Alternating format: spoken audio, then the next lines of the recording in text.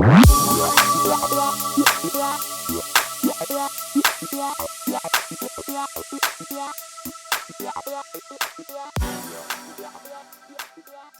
E, thanks for joining me here, man. How are you guys?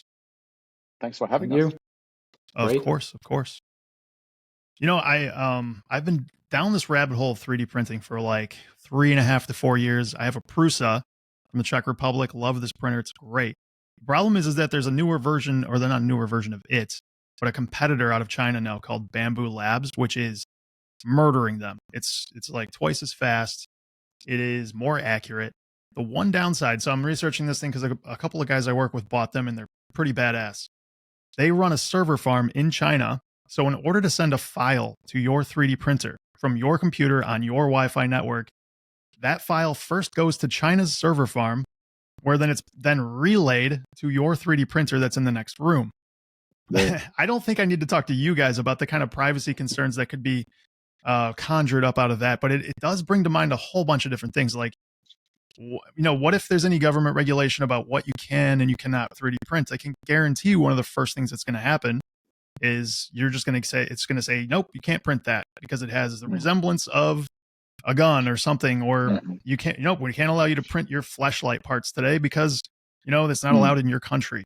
It's just crazy how much the insidiousness of this privacy creep has moved into everything in our lives. Your phone is listening. It's got a camera. Your 3D printer is listening, probably. It's got a camera. Everything's being vetted through a Chinese server farm before it goes to your printer. It's absolutely wild. And it's hard to, like, where does this all go? Where do you, at this point, like, you can't even buy a 3D printer that doesn't leak your privacy information to the entire world. Not to mention. Where does it end? I don't know. I guess that's the reason we're using hardware wallets. We're going, instead of trying to secure your devices, you're trying to have what's important on as small devices as possible, I would say. Right. And simplify these devices as much as possible. Yeah, because most of what at least for my sake, most of what I do is not that important that it doesn't get leaked. But there's a very few, as you would know, as a Bitcoiner, there's very few things. But there's a few very important things that must not be leaked. And those things can be isolated, as far as I can tell, practically and legally today with hardware wallet devices and so on. Yeah, absolutely. Yeah, so can you hear me? Guys, can you hear me? Yeah, I can hear you. Go ahead, Max. You should. I just got a notice that there was offline. Anyways, also, when you tell this story, it reminds me of all the Chinese-produced security cameras. From different Chinese vendors. It's all the same shit inside. And the offer, back in the days, you put an SD card into the local unit and it would record to that SD card. But nowadays they offer cloud services. Right. So if you're actually monitoring yourself and giving everything away about your private life, also when you believe it's not recording, right? It's still pointing, it still has power. Right. Your TV and does who knows too. Where it everything. Goes. Almost everything electronic is sucking up your data and sending it to somebody, you know, the highest bidder, most likely. It is really wild, but that does bring us to the subject of the day, which is protecting and self-custodying your Bitcoin. So when we talk about these things, and I think it's important to remember that some of our listenership is new. This bull market is bringing in a lot of new people. So a lot of people might not even understand what it is that multi-signature is on its face.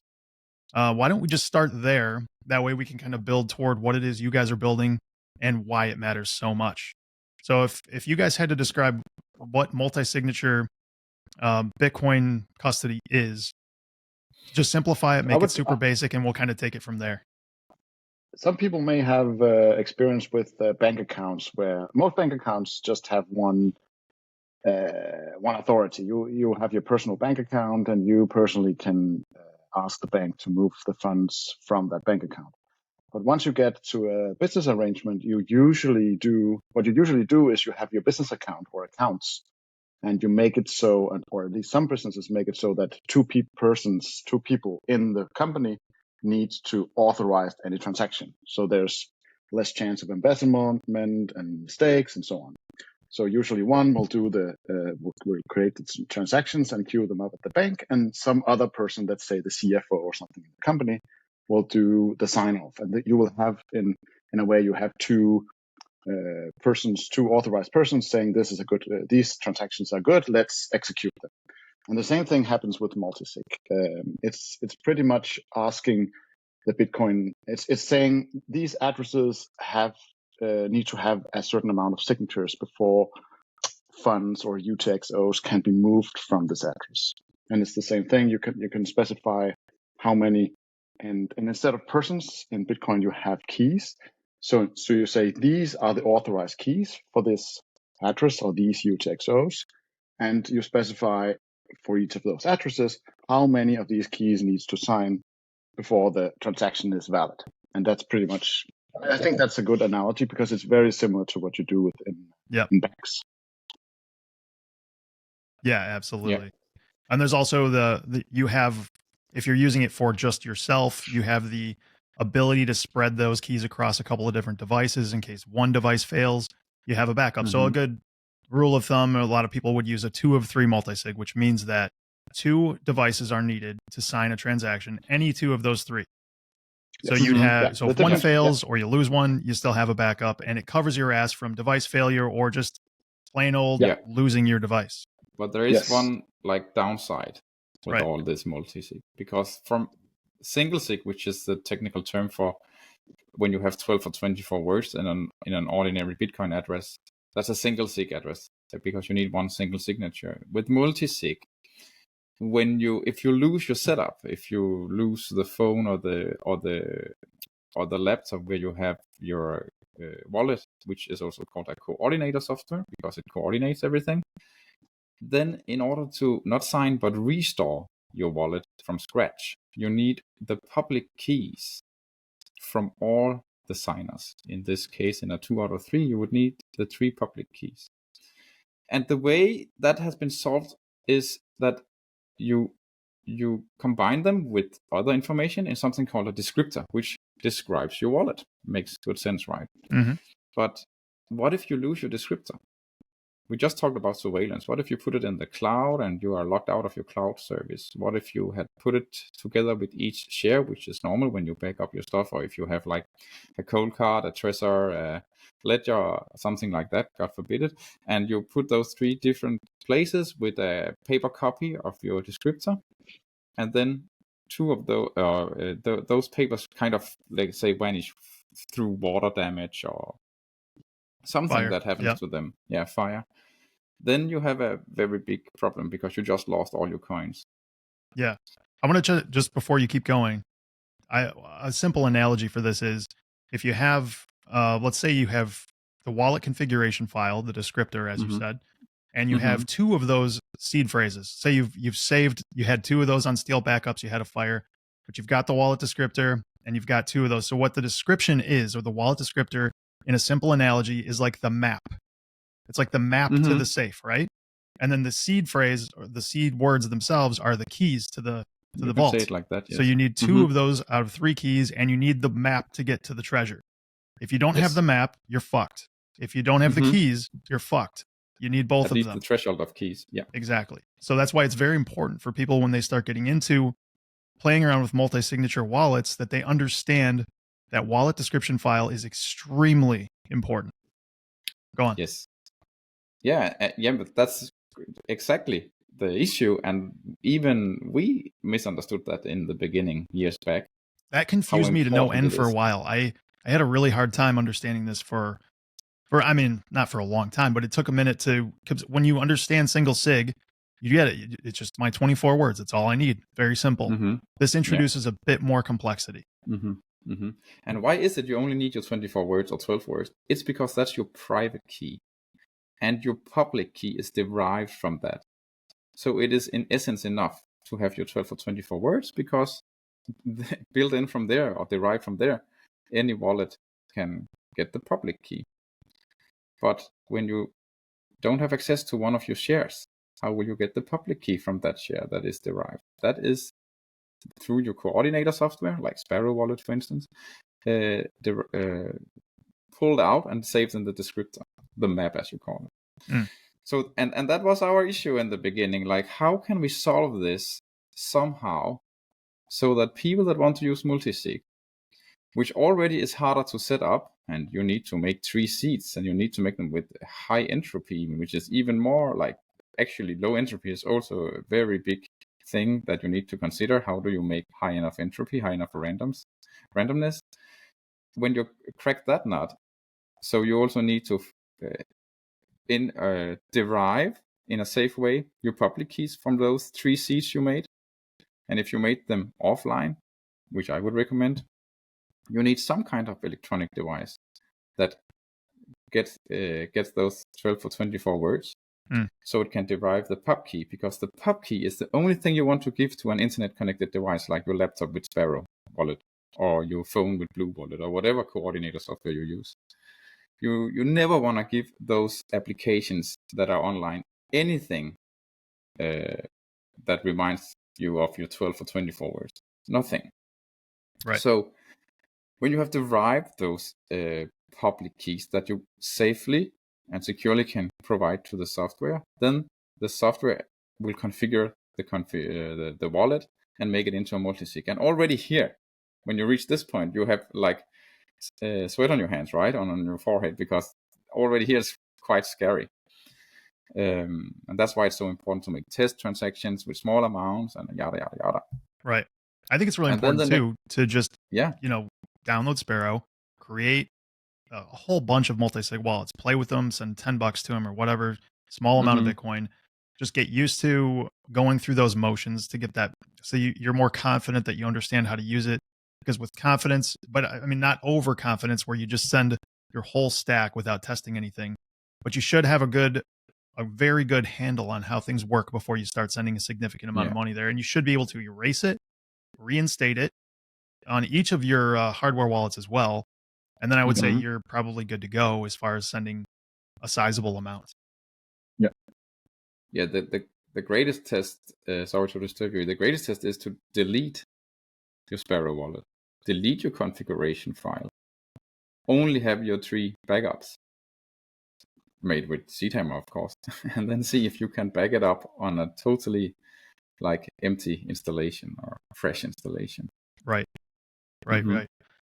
So there's a bunch of different methods that people have used for backing up these. And so when people keep these seed phrases, they want to put them on something substantial, something that will last in the case of a flood, in the case of fire, in the case of a natural disaster, or just, something that will withstand time and a lot of stress on it. So, but generally people use steel. There's jigs that you can buy. I've tried this. This is a pretty good method. You 3D print a little jig that you put stainless steel washers in, and then you just use a stamp set and you stamp your seeds into it. It takes a while, and especially if you're going to do a multi-sig setup that includes, close to 100 words or 75 or so words, it's going to take you a long time, and you're always prone to errors, and it's a pain in the ass because you have to reach for, or you have to find the letter you need, and you have to dig through this pile of a whole bunch of these things. It feels like it takes 10 minutes for each one for me, but it ends up taking a long time and being a lot of effort to do. And you are afraid of making a mistake. Right. And it's almost inevitable that you do. Or there's other ones where you stamp into a grid. That's pretty easy to make a mistake on those, in my experience, because you're looking down a grid in 2 directions. It's very easy. We're very fallible as humans. It's easy to just fuck up. And now what are you going to do? Scratch it out? And then you're going to go back and do it again. Like that's just, you're going to start all over, right? Because you don't want to leave this is how SeedHammers actually started.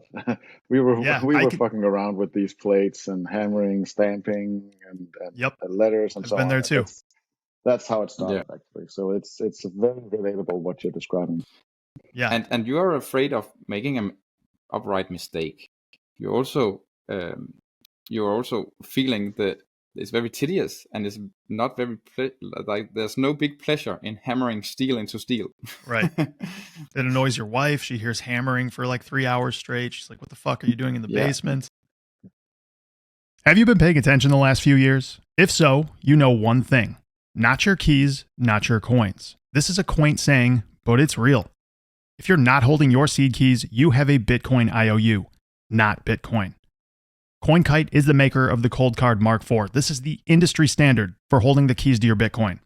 Holding your keys should not be intimidating, and it isn't. The Mark IV makes this an incredibly simple process. You could be a degenerate firefighter and hold your own keys. That's how simple it is. If you want to create a more complex setup, the Cold Card Mark IV has you covered there as well. You can create a multi-sig using a cold card, a tap signer, and even the upcoming Q1. Speaking of the Q1, if you want to have every bell and whistle and give yourself no boundaries as far as interacting with Bitcoin is concerned, the Q1 is your signing device. CoinKite makes some of the most sought after gear in Bitcoin: the block clock, seed plates, the open dime, and the Sats card. Everything you need to secure your Bitcoin. Use code BCB for 5% off the Mark IV. Yeah. Yeah, and it's so unpleasant for your hands, and yeah. But it is, of course, a totally offline method, and that's the good thing about that. Let's not scold all those solutions. It's brilliant if you have 12 words, and that's the only thing you're gonna secure. I would definitely do it like that. The issue is if you have more than 12 words and you're gonna do it several times because you have 3 or 5 seats, and you also do it for your spouse or whatever, helping your family out. When you're done with all that hammering, you're standing with all those seats hammered on plates, and you need to name them correctly. But there are no hard, let's say, steel backup of your descriptor. You haven't even reached that point yet. Right. So as E said, this started exactly with this experience as you are envisioning here. But also when we did that, and then now we need to go to the pub keys. Not even the descriptor, just the raw pub keys, because that is actually enough. Well, E did it as a test. He tried it out, and I don't know how many days it took and how cumbersome, and of course he made mistakes. And how do you delete a wrong letter? Nope. This is not just 4 letters that can be part of a word. This is like xpub, yada yada yada, random things. Xpubs have uppercase and lowercase letters as well. How many? I don't know. I've never counted it or known, but how many letters is that roughly that you're trying to hammer out? I think it's 100, 120, 25. Sounds like 26. a nightmare. Upper, lowercase, per digits. pub key. Per pub key, yeah, of course. Yeah. So what? I want to make sure we make this very clear. Just forget doing it on Steel. No, it would suck. It would be miserable. So the alternative to that is then either A, you print out a QR code with the the wallet descriptor file. You could keep that, but the problem with that is, again, back to why are you doing this? Because you want to have a backup that you can depend on. And can you depend on a piece of paper through the kinds of things we described, which is, fire, water damage, any of that? Plus the piece of paper is very easy to lose. Someone can find it, whatever. That's not a way to depend in the long term into perpetuity that somebody 20 to 30 years from now is going to find this thing and understand, that it goes with those seed words and vice versa. So what you guys have done, which I think is the real reason to consider using a SeedHammer for saving these things, is not only is it a pain in the ass to save those seed words, but it's massively worse to have to hammer a descriptor file out. So maybe you guys want to go into the describing exactly what the SeedHammer does with that descriptor file on the back of the plate to make this whole thing seamless and completely constructed in those 3 plates. So in layman terms, the SeedHammer is an engraving machine that is controlled by software, open source software that we built that can run on a Raspberry Pi Zero. Same hardware stack as the seed signer. As there is not one line of code in common that has something to do. Yeah, that are in common with SeedHammer, seed signer. But the hardware stack was really good. We were through different hardware until we chose this one. Anyways, it's running on this open source software, and you present your descriptor for the software and you present your seeds for the software. And this is a little air gap device. It cannot communicate with anything, but there is a USB plug in it, and you connect it to this stupid industrial engraving machine that we found, an off-the-shelf machine that you can buy in some hardware stores, etc., etc. That's also an air gap machine. It has no memory, but it can talk and get instructions from our software from this Raspberry Pi Zero. And now when the software knows the descriptor and the keys, it has every information to kind of, let's say this in layman terms, print out, see it as a steel printer that just prints out your shares. So it prints out the 3 times 12 or 3 times 24 words. And because it's a machine, we could just as well put a QR code next to those words representing exactly the same data, which makes it even easier to load your seed if you have a hardware wallet with a camera. And on the back side of these metal plates, we place the descriptor. So I have an example here of 24 words, plate 1 of 3. And on the back side, all this that is impossible to hammer is now hammered. It doesn't look like a normal descriptor, though, if you look how your descriptor looks like in Sparrow Wallet or any other wallet that can show your descriptor, because we also sharded it, and that's really eastable. But before he goes into that part, I just want to show them. And any 2 out of 3 seeds is enough to sign a transaction.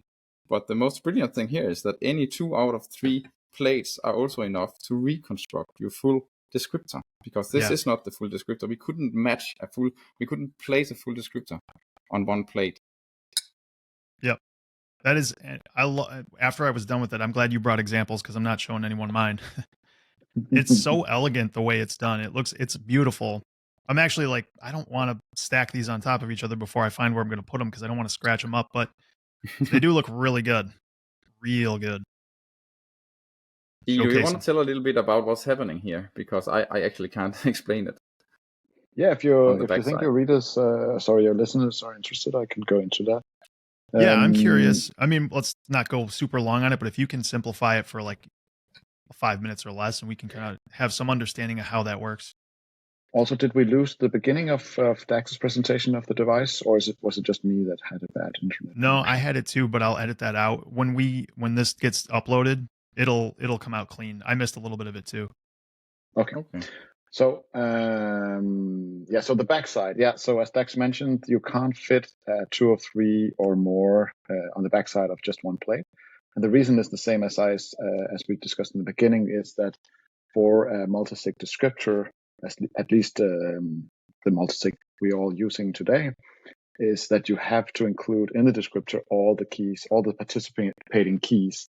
So for 2 or 3, that's 3 keys, and you can't fit that on the backside. So what we did is that we sort of abused and you've probably seen the animated when you ask, for example, Sparrow or Blue Wallet to show you the descriptor or export wallet configuration, you see an animated QR code. And the reason you see an animated QR code is the same as our problem, which is that you can't really do one big QR code with the whole descriptor in it, because that would be way too difficult to scan, or even couldn't fit in the largest QR code. So what they do is there's a standard.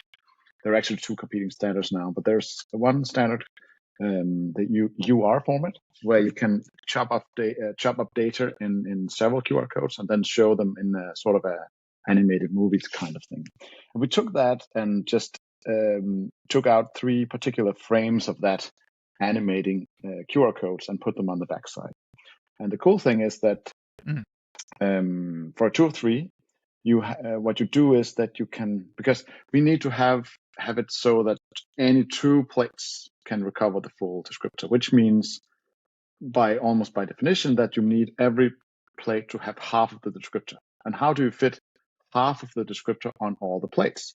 Well, you can put, let's say you have 2 halves, A and B. You can put half A on the first plate, and you can put half B on the second plate. But then the question is, what can you put on the third one? If you put part A, you can end up with 2 parts A and no B, and the same thing if you put part B. So what you couldn't do with this standard is that you can put an XOR of these 2 halves on the third one. And what is an XOR? An XOR behaves a little bit like multiplication. So if you say each descriptor half is a number, let's say part A is 2 and part B is 3, what we put on the third plate is the number 6. And if you think of multiplication and division, you can say, even if you have 2 and 3, then you have the 2 halves. If you have 2 and 6, you can take the number 6 and divide 2 up into it and get 3. And if you have 3 and 6, you can take the 6 and divide 3 with it and get the 2. And so it's not exactly the same, but the XOR operator behaves like that. So with the third plate itself is nothing. It's completely unreadable, but you can take one of the other plates and sort of divide that plate out of the XOR parts and get the part you're missing. So that's what we are doing on the backsides. Yeah, great way to simplify that, because it makes it really reachable for a lot of people, I think. Then just basically it's derived, even though it's a derivative of the other two, but with either one of those, you can use math to figure out what that other would be. Yes. Cool. That is ingenious. And the cool thing, or the extra cool thing, is that it's part of the standard.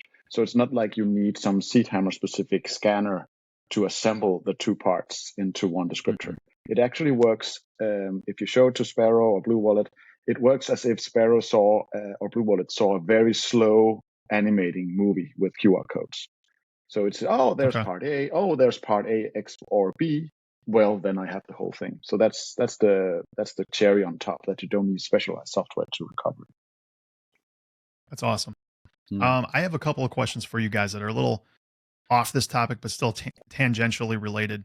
So I'm wondering if, like, let's say I have a cold card. I have already set that up. It's got a seed. It's got what's called BIP85 to create like daughter seeds from the original. Would there be any problem with, say, I don't want to have to create more entropy because I've already created entropy for this specific device? Can I use BIP85 to create 3 daughter, I don't know if that's even the correct term, but basically daughter seeds, and then use those to create multiple devices to then use, a SeedHammer to create a multisig? Is there any issue with that as far as security? That depends on what you're protecting against. So if you just want to have your single seed sorted, so to speak, split out in 3 parts and have them distributed, and then only needing 2 parts to recover it, I think that's a good solution to use it. But I think we talked about this early in this interview, is that if you want several devices from different vendors, say a cold card or a tracer or something, then it's obviously not a good idea, because the cold card has generated all these 3 daughter seeds.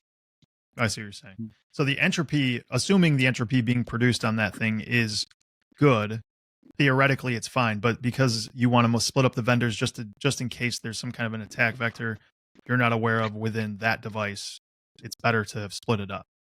It depends on you, because it's more difficult to use different vendors, and it's more difficult recovery instructions and so on. So it depends on people's level of paranoia. But if you do want to use Multisig, among other things, to spread out your risk among different hardware vendors, then absolutely you should generate separate entropy, separate seeds on different devices.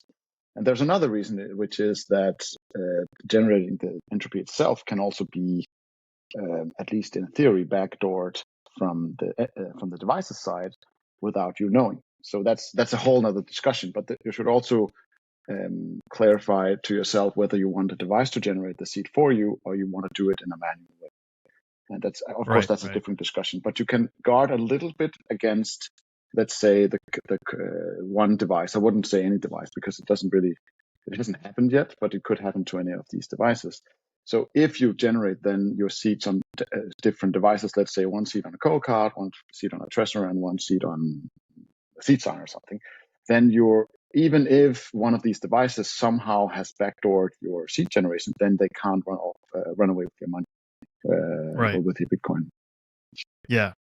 That's another topic altogether. Like, people, I think especially people that are new to this, that are just trying to basically understand it, I think your level of paranoia can be a problem, because you can create situations where you get yourself in so deep beyond your own depth that you can, create some kind of obfuscated situation where you actually fuck yourself and lose your money because like you use a passphrase and then you forget that word.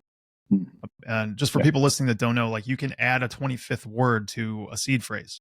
That word is not on your device. That word is only existing in your own head, or if you write it down and save it. But if you forget that word, your Bitcoin's effectively gone, because your device won't be able to find it. So it's as important as it is to be paranoid and the more you understand about this, I think the more paranoid you get. I can't imagine the amount of paranoia you must have, E. Honestly, because the deeper down the rabbit hole you go, the more you realize that there really is no safety in anything because you have to trust at some point. Like, I'm not a programmer. I have to trust that somebody knew what they were doing and they weren't nefarious at some level. Otherwise, and you're probably not reading binary, right? E, like there's some level where we're all kind of obfuscated.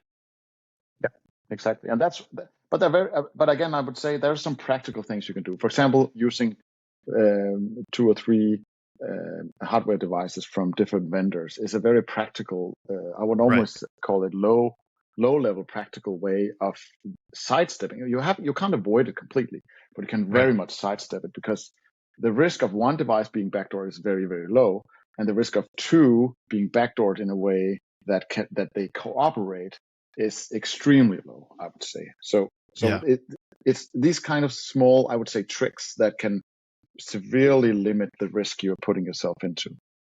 Yeah, that's actually a good tangent that I want to pull on that string a little bit.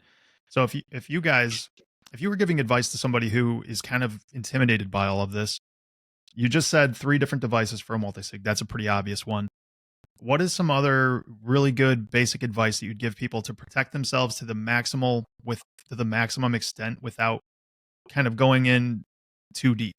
Like basically getting the 80, like the Pareto's law of storing your Bitcoin, where 80% of the way for the average person. The last 20% is generally like such tough fruit to reach that it isn't really worth it unless you have some real serious chops.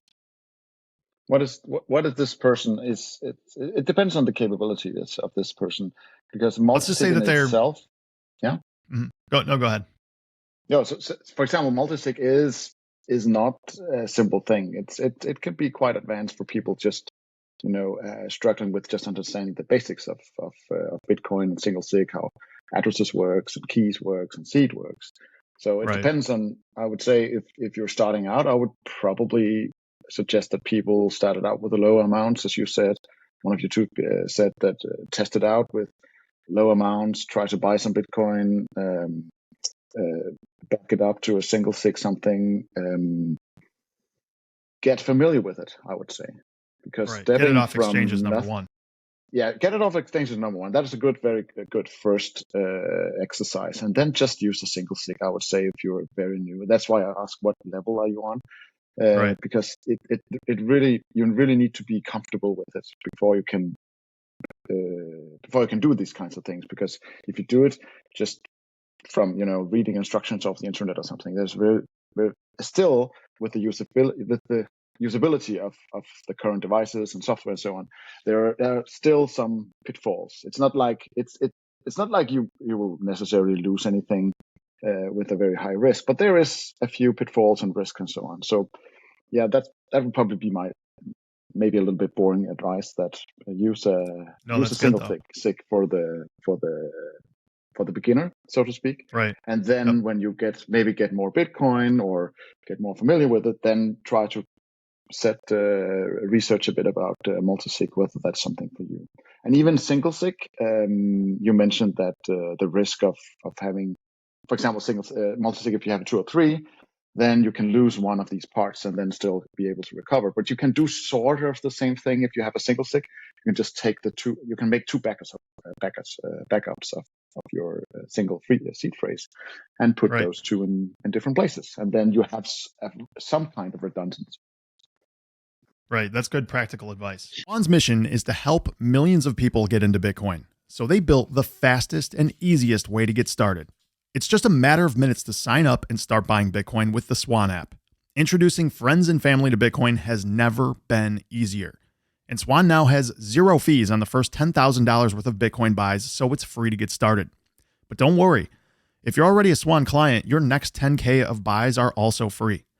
If you love to recommend Bitcoin, and I know you do, Swan is a no-brainer. You can now take a friend from 0 to Bitcoin in one quick conversation. Just tell them to search for Swan Bitcoin in their app store. It's really just a few minutes and completely free to get started. Again, search Swan Bitcoin to download the app. Bitcoin 2024 is moving to the heart of Bitcoin country, Nashville. Nashville just feels like the proper place for a Bitcoin conference. I can't guarantee we will be on main stage, or side stage, or even performing a puppet show.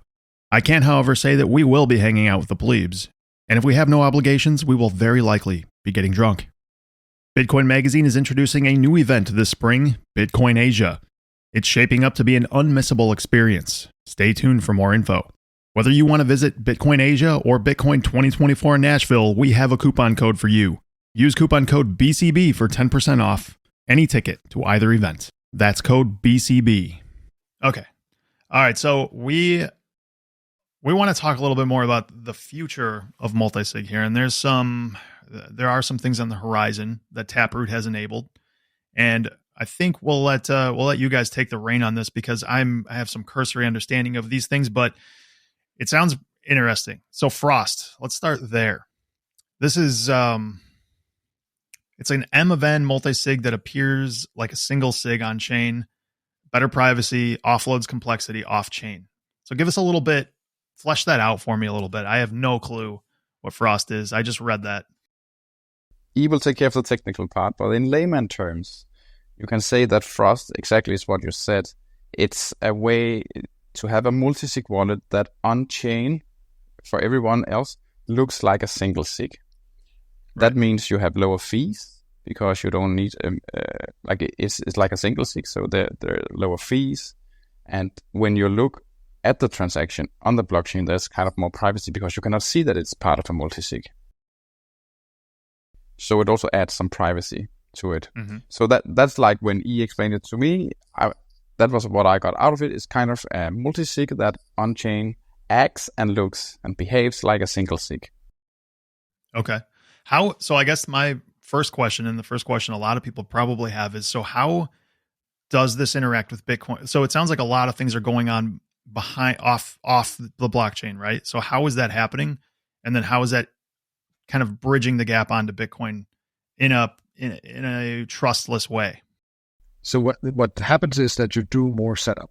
Today, when you do a multi-sig setup, you sort of take out the XPubs, the public part of your seed for each of your participating seeds, and you give that to a coordinator, and that combines it into a single descriptor. But it still contains, let's take a 203. It still contains 3 XPubs. And that's why the descriptor is larger, that's why your addresses are longer, and so on. With Music and Frost, what you can do is that you use some mathematical operations.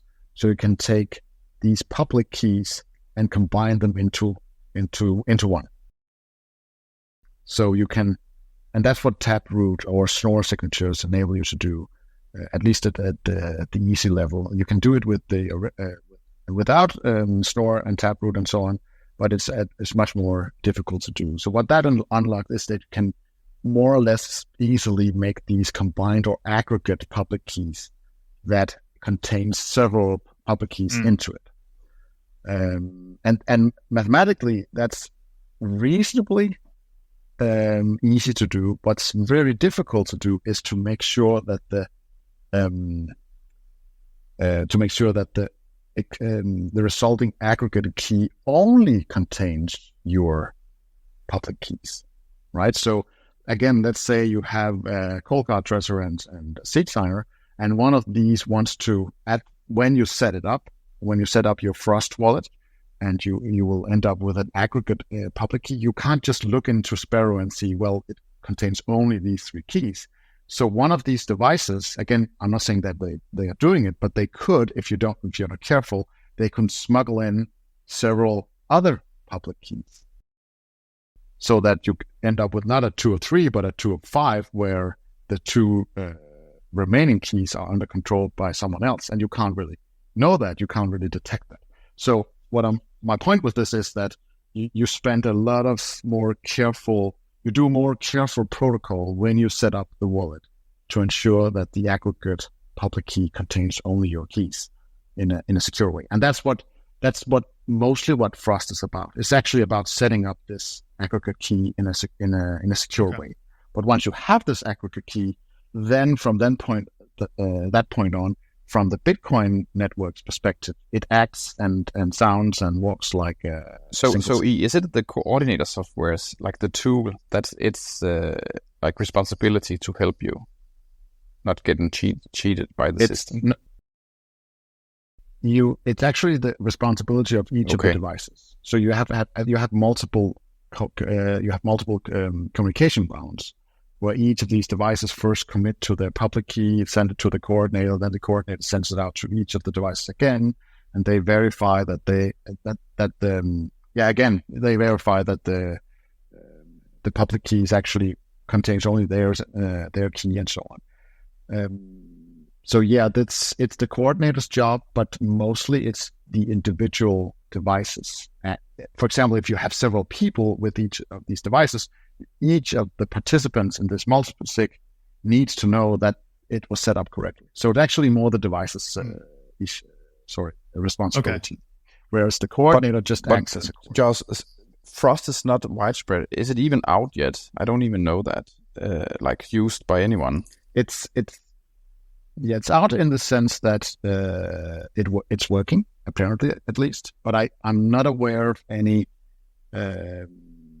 I'm not aware of any wallets actually using it. It sounds pretty experimental so far, from what I was reading. Yeah, and there's also the standardization problem. For example, as far as I know, there are no way of expressing a Frost wallet in a descriptor, and that's a very low-level, very pedestrian problem. But it is a problem, for example, for us or for other backup solutions. How do you even represent something if you have a Frost wallet? So it's, again, at this point, it's it's so it sounds like most of the benefits of this are going to be primarily efficiency and privacy. Is that a correct take on that? Yes. Yeah. For us, the reason we're very excited about it, even though it's more complicated, is first and foremost, we're not doing all this setup and coordinating and signing and so on. That's the heavy lifting will be done by the devices and your coordinators and so on. So we're only backing up. The reason so that's one almost frivolous reason. The other more important reason is that it also behaves as a single sig for us, which means that you can back up a multi-sig Frost with any M of N and only take up as much space as if it were single sig. So you can have it so each of your plates have the complete descriptor on the backside, instead of having parts set up. One has one part and the other has the other part, and the third has this combination. And you can support any kinds of setup. You can do 5 of 10 or 2 of 5 or whatever setup you want. So you gain a lot more flexibility and still be able to back it up. Oh, so something like I guess I misunderstood the reason for the split on the back of the plates. Is the reason just the fact that we don't have enough space on there, or is it exactly? Yeah. Okay, because I was thinking when it was split 2 of 3, I thought that was more of a security idea, so that if you would need to have more than one plate to actually peep on the wallet. No. I think that's a common misunderstanding. As far as I haven't actually done this experiment, but if you can gain access to one XPub from one seed, I'm pretty sure you can scan the UTXOs for multi-sig addresses that contains this XPub. Well, I mean, it doesn't make much difference, because in the other setup where you have an SD card in there, you're going to be able to get everything anyway. I mean, at least see everything. So it's not like you're losing anything. Yeah. But that was my first thought when it was split up like that, is that this is is for privacy. Yeah, and I get it's just like something that came out of the way we had to do in order to compress it. And I think it's important to go back to what we talked about earlier, that keep it simple. Mm-hmm. If you also want to encrypt your descriptor, I understand the reason, but it is, at the end of the day, quote unquote, just a privacy issue. It's not a security issue. And don't make things harder for yourselves. If you anyways have your wallet loaded into, let's say, Blue Wallet, and you're not running on your own node, you are again exposing your balance and your addresses anyways to someone somewhere, right? So that someone finds a plate with 12 or 24 words and they just know a little bit about Bitcoin, I don't think you reveal much that you give them. Like, they can then see it's a part of a multi-sig. Yeah. So do any of these any of these new protocols that are being worked on here, whether it be Frost, Multi-Sig 2, do any of these have promise to make multi-sig a bit easier and simpler for the average person, or is that more on the UX side that you see that being solved? I'm excited, or we're excited, I think, about Codex 32. Music is a sort of a special case for us because that's an N of N. So it behaves a bit like Frost, but it's a bit simpler, but you can only do N of N. So 2 of 2, 3 of 3, 4 of 4.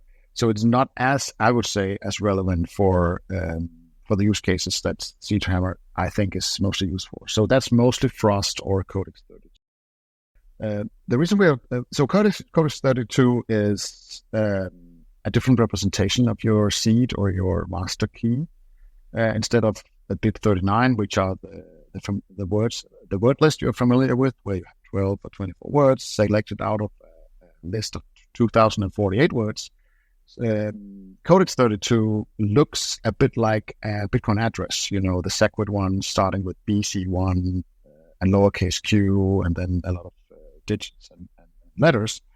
And it's the same kind of representation that you can take your master seed and you can represent it in sort of the same way. And that's Codex 32. The cool thing about Codex 32 is that you can, it's much easier to generate by hand, which I'm very much a proponent for. And it's also, and that's that's key here, it also enables, or it has built-in instructions for doing Shamir's secret sharing of your seed. And Shamir, I don't know if you're familiar with that. I have used it, yeah. Yeah. So the reason that's not more widespread, because it's in many ways simpler than Multisig, much more simple. But the reason I think it's a very pedestrian reason that it's not more widespread, and that is there's no standard way of doing Shamir's secret sharing of the seed. And Codex 32 is, as far as I can tell, there's also Slip 39 from Trezor, but that also hasn't really gained widespread use.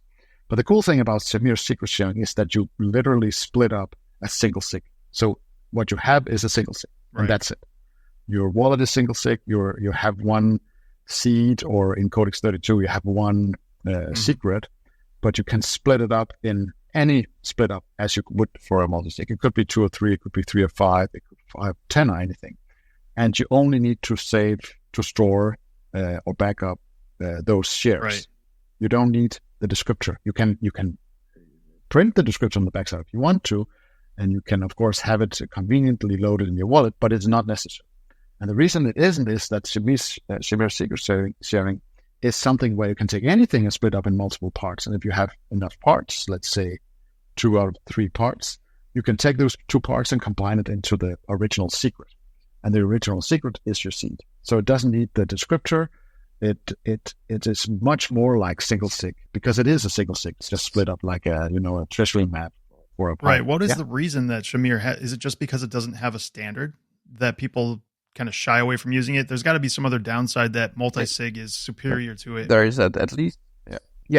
Yes. You can't share it. There's no standard, and then probably the same reason that it doesn't have a standard. You can't use multiple devices. Right. Exactly.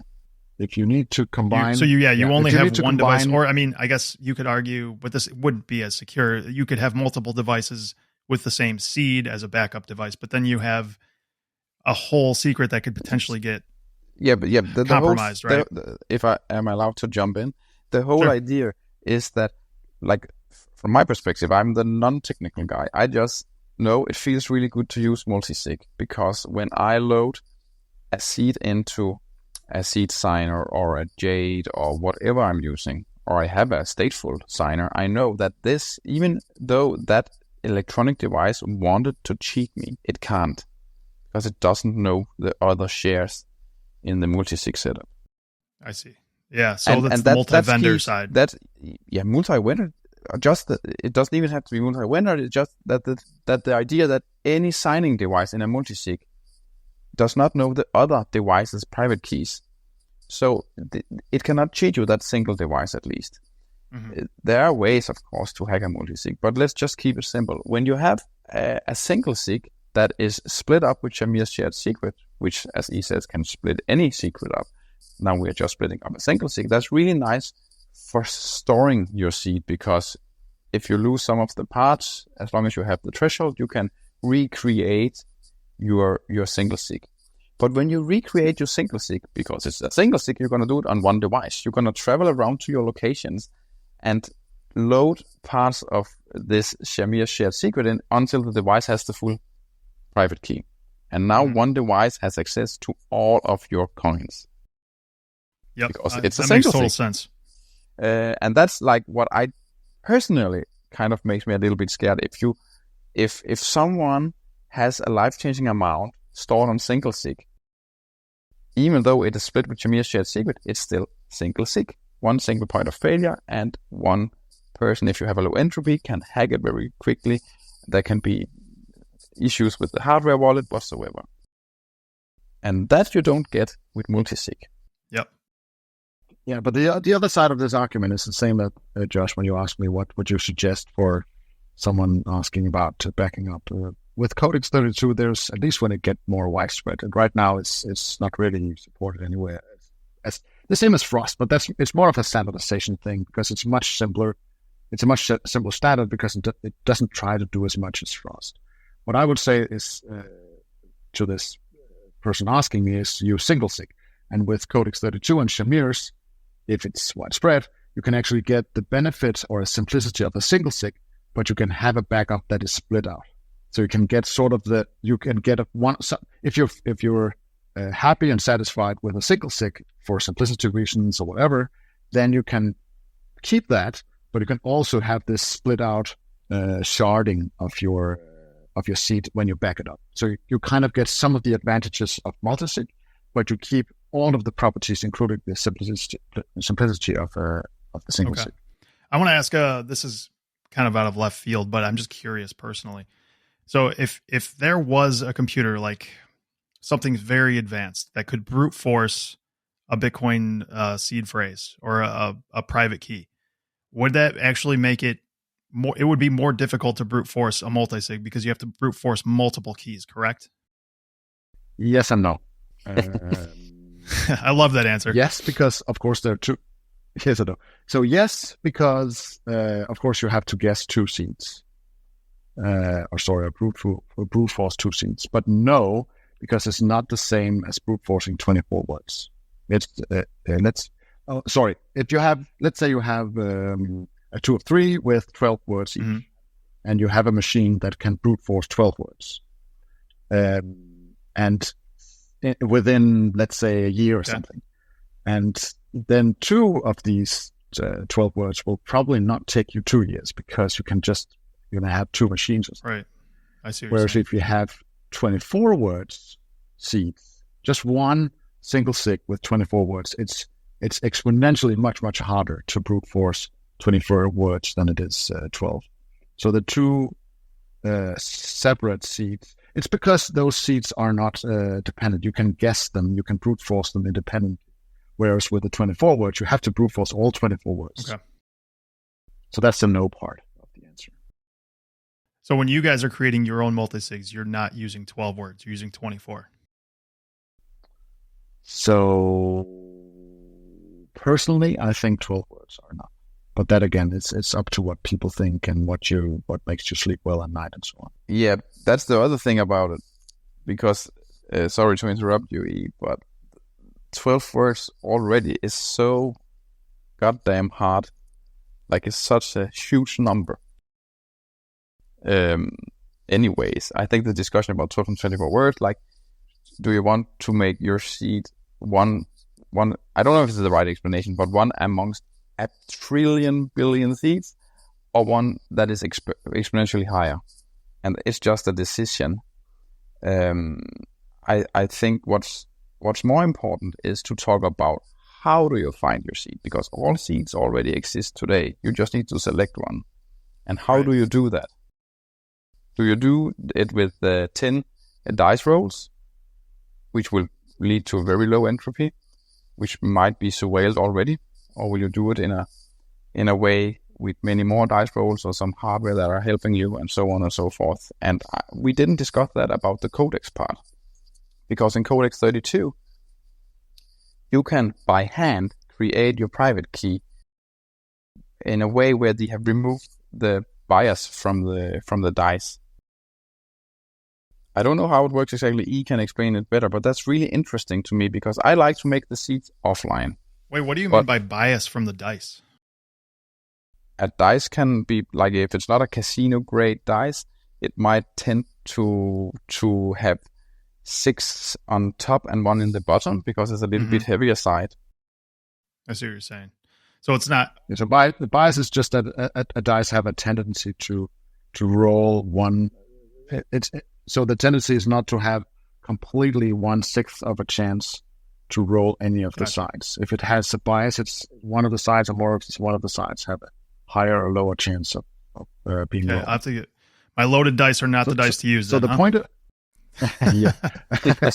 yeah. So but what Dax is mentioning is that with Codex 30, you can do this with 39 as well, but it's not a standardized way. With Codex 32 in their description, their manual, there's a method where you, even if you take loaded dice, you can use this method to generate an unbiased seed, which is pretty cool. You have to roll a lot more dice rolls, but again, maybe that's 10 minutes more per seed, which it shouldn't really matter if you were trying to store your life savings. Has got and that's one thing. They've got a little cylinder. I think I have it right here. Yeah, this little cylinder you can buy from CoinKite that has 100 dice in it. They're like a little tiny mini dice.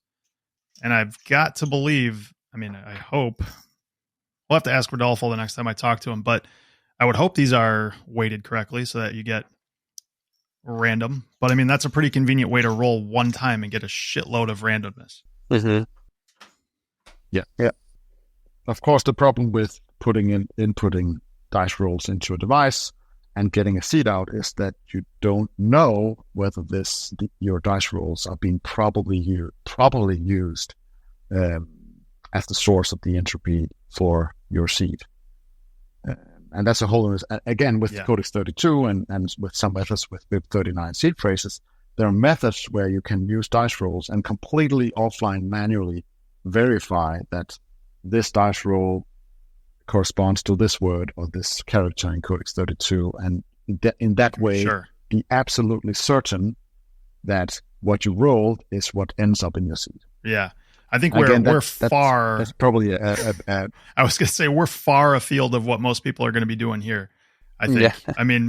Yeah. I might like fuck around with that, but that sounds like how much time do you think it takes to create one seed with that method? Not much longer than rolling 24 words. No, okay. I haven't done it, but one of the goals for us is actually, I love what you just said, because that's what we're gonna try to crush. We want to put a UI UX interface somehow with tools or something on top of these technologies so that it becomes accessible for people. That's a great idea. That it's understandable in layman terms, so you feel safe and secure when you do it, and it's going to be really, really easy to do without compromising the security, maybe even have higher security than we do today. And at the moment, we are looking at the backup parts, and we are trying to make it even easier and more accessible for the plebs on a lot of points. But we are also thinking about how can we take the chain part before, like if we see it as a supply chain. We won't do anything on the exchange. People need to buy the coins, but as soon as they want to leave the exchange, we would like to help people hold their hands. Mm-hmm. So they have a really good high entropy offline made private key or multi-sig to put the coins on. And that's a problem. How do you make that even? And if we can crack the nut and provide a tool, kind of like what you just showed, some manual stuff or something like that, that can help people getting this totally unbiased. So you don't even have to think about calling Rodolfo, because you just know the mathematics plays out in a way that you don't have to trust anyone by pure mathematics. So you can use the worst dice where you ever had. And if you can build that in an accessible and cheap way for people, that where they can buy this kit totally trustless, and they can end up after a quite, like, you can do a lot of things to the process so it goes faster. As long as you don't introduce anything you have to trust on. So it all is trusted by the mathematics, just like Bitcoin in general is. That's one of our goals, also to take that part. So you kind of get your really nice private seed made offline, very high entropy, without trusting anything. And then you back it up directly on Steel maybe. So you don't even have to load anything into any electronic device besides whatever is running the SeedHammer. And then you are kind of backing up and creating your wallet at the same time. That is kind of our goal, like long vision goal. I cannot tell you if we ever will reach it, but that's really something we are thinking about, because all this is too technical. It's just too much for the average person. But we need to put the security in the hands of the average person. For sure. And this reminds me of, I'm sure you guys remember this back in the day. Trace Mayer was kind of a big name, like in 2017, around those, maybe, and before that as well. And he was always talking about Glacier Protocol, where you would get, I can't even remember off the top of my head, but I remember going to the website that he recommended, reading about it, and I was like, holy shit, you have to get, find this specific kind of cheap laptop. Make sure you drill out the Wi-Fi, all of the, anything that can communicate with anything external. Then, get a notebook, get some dice, do all, it was like, I was just like, this is not doable for me. I don't even have enough money. Yeah. Well, that's exactly what you're describing here, which is you guys are trying to build this bridge between like, make what's ultra nerdy, inaccessible to normal people accessible. And I think that's laudable. And that's exactly what we need to do. It is what we need to do. And we have to remember, when we use our credit card down in Tesco, we don't know anything about what's going on. Like, people don't question it. They just have a plastic card that works. They put it over a machine and then you have paid. They don't know anything about the servers behind and blah, blah, blah, blah. Well, the one thing we do know is they know everything about you when you do it. They know everything about you, yes. But with Bitcoin, people tend to come from the nerdy side, or if they're not nerdy, they have heard about this from nerds and you don't quite understand it. It's too good to be true, maybe. And what is those? Like, you cannot see them, you cannot touch them. What is it? And that makes people question it. And when you're questioning it, you want to gain comfort by understanding. And some of this shit is just too hard to understand. Like, E can understand it. I can't. There's a lot of stuff where I'm like, okay, after you've broken this down, so I just understand 50% of it. My next question is, can we do like this and that, which is really stupid and dumb, but it will be without losing any trust and any security and any entropy. And then we try to figure out how to do this so everyone can do it. And they don't have to question it. I love it. Guys, really appreciate your time joining me. You guys have anything else to drop before? I mean, obviously, if anyone's interested in getting a badass stamping machine that will create your backup seed phrases in Steel beautifully, check out the SeedHammer. Yeah, thank you, man. Yeah, we're trying to do our best. Thank you very much. I think we covered a lot of things. So yeah, if you have a multi-sig, one thing maybe I would like to point out is if you're using one of those custody services that exist, non-chalk is not a custody, but you also have some products and explicitly Casa or Unchained and stuff like that. You're still in control of your multi-sig. You just have one share with the custody partner, but you still have your full descriptor somehow. At least they sent it to you in the beginning, I'm pretty sure. They do. Yep. You can still use the SeedHammer because you will still like that the 2 shares you hold are on Steel, and you will still like that you have your descriptor saved on Steel. Because what if Casa implodes? What if something happens to the custody service? So it also makes it like, I know that there are Bitcoin consultancy companies using the SeedHammer as a tool. So definitely, if you also use some of those services, it can be a good investment to back up your own shares with the SeedHammer. Yep. And just make sure you get them in Steel somehow. And this is the easiest way that I've seen. Yeah, I think with the descriptor part, it's the only way. But correct me if I'm wrong. Yes. No, it's the only way I'm aware of. So yeah, that's pretty much it. And then we are just trying to work as much as we can on making everything more simple, more accessible on all aspects of this machine. Awesome. Thanks, guys. Yeah, thanks for having us. Thanks for Beautiful work having you us. guys are doing.